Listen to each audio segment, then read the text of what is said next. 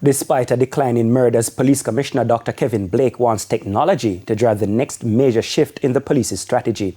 And as you'll hear in this report from Anthony Lugg, Dr. Blake says positive results will stall unless rank-and-file members change how they operate.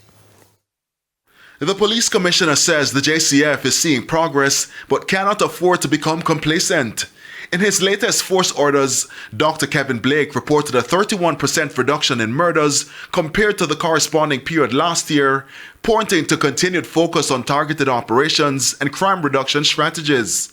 But in a pointed message to members of the force, Dr. Blake made it clear that the next phase of policing will not be driven by manpower alone, but by how effectively officers use technology. In recent years, the JCF has rolled out several systems designed to, among other things, track cases, manage intelligence, and monitor operations in real time.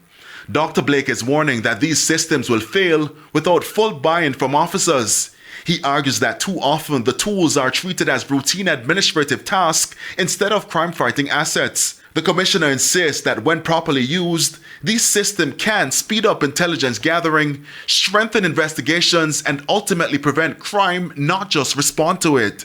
In the meantime, the police chief is reminding members that systems alone won't fix the problem. As the country watches closely for sustainable crime reduction, it's left to be seen how the officers will respond to the latest directive from the police commissioner. Anthony Lugg, TVJ News.